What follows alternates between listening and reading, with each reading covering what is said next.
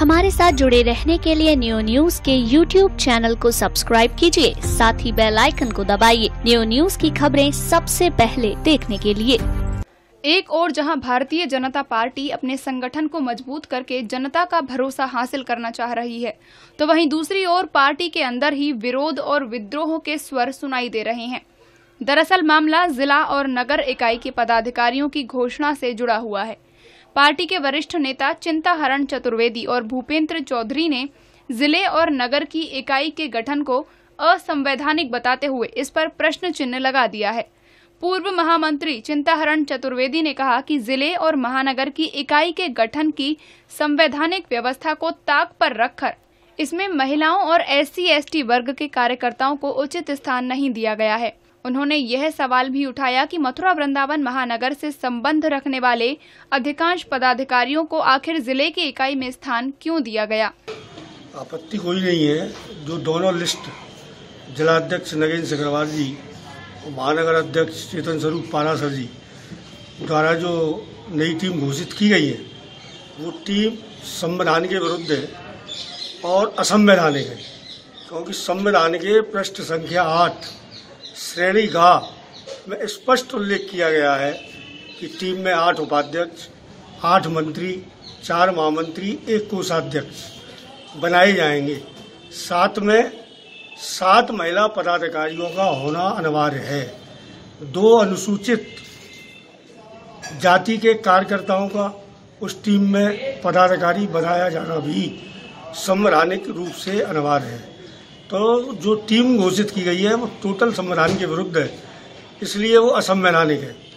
और मेरा ये मानना है कि यदि अनजाने में की गई है तो उसमें गलती स्वीकार की जा सकती है, और यदि जानबूझकर की गई है तो पार्टी में संविधान से बड़ा कोई भी कार्यकर्ता, चाहे वो बूथ का हो या राष्ट्र का हो, संविधान से बढ़कर कोई नहीं। और जानबूझकर यदि कोई संविधान के विरुद्ध कार्य करता है तो निश्चित रूप से वो अनुशासनहीनता की परिधि में भी आता है, ये मेरा मानना है। दूसरा एक सैद्धांतिक विषय है। पहले मथुरा नगर था और निगम बनने के बाद अब वो महानगर हो गया।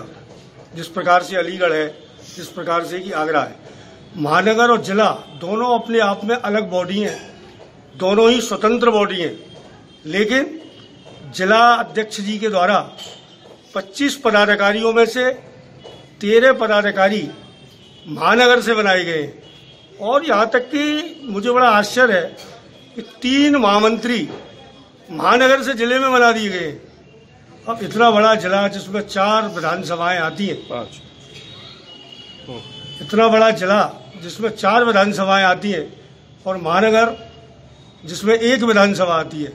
चारों विधानसभाओं में मैं समझता हूँ कि सैकड़ों की संख्या में ऐसे कार्यकर्ता हैं कि जिनका जिले में पदाधिकारी के रूप में यदि उन्हें दायित्व दिया जाता, पहले से भी वो काम कर रहे हैं, लंबे समय से कर रहे हैं, और उनको दायित्व दिया जाता तो बहुत ही अच्छा होता।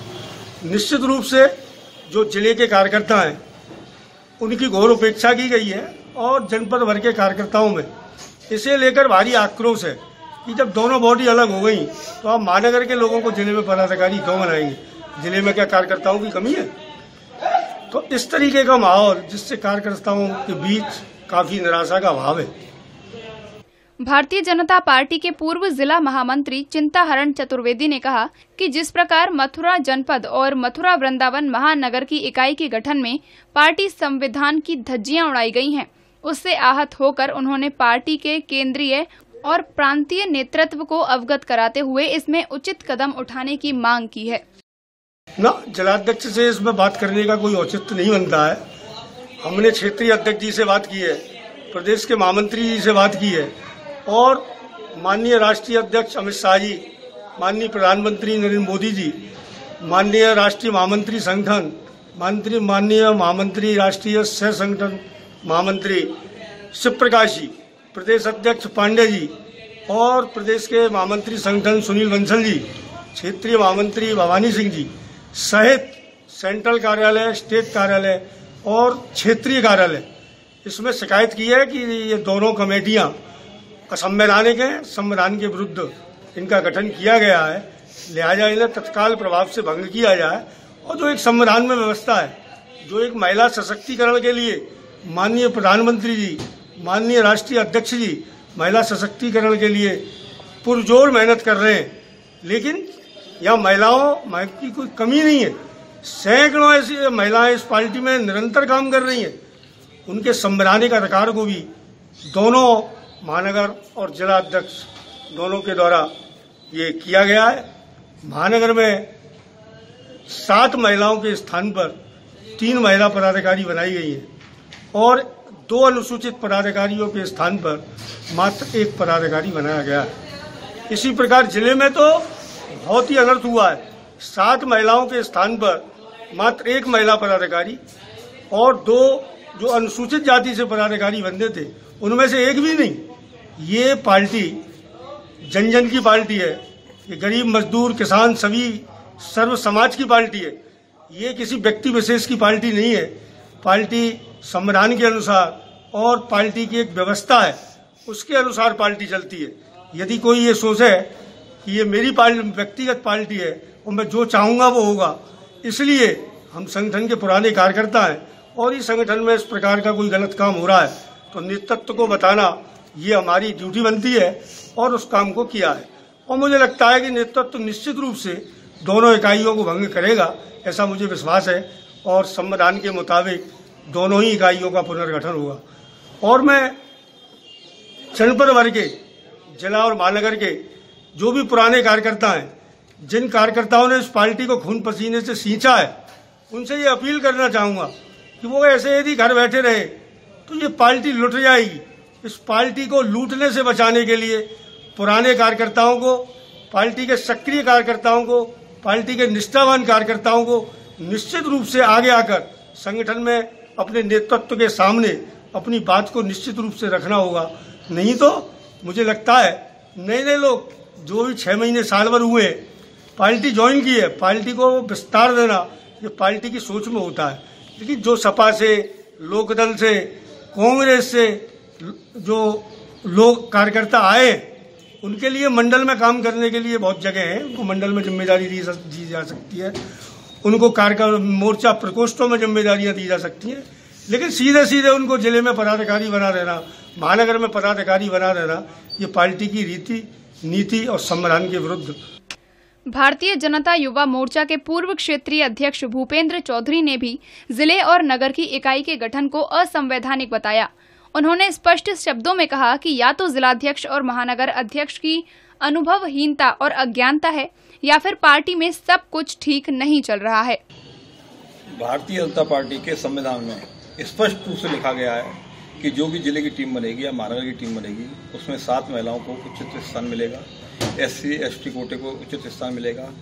लेकिन या तो नादानी कह लीजिए या अनुभवहीनता कह लीजिए जिलाध्यक्ष जी की, या शायद उन पर कार्यकर्ताओं पर उनकी कमांड नहीं है या उनके कार्यकर्ताओं तक पहुंच नहीं है, या महिलाओं मतलब भारतीय जनता पार्टी में जो मंडलों तक जो महिलाएं हैं शायद वो जानते नहीं है। मतलब पूरे जिले में मात्र 1 महिला को स्थान मिला है, उसमें 7 स्थान मिलने चाहिए थे। SC ST कोटा बिल्कुल गायब है। तो संविधान के हिसाब से टीम बिल्कुल संवैधानिक है।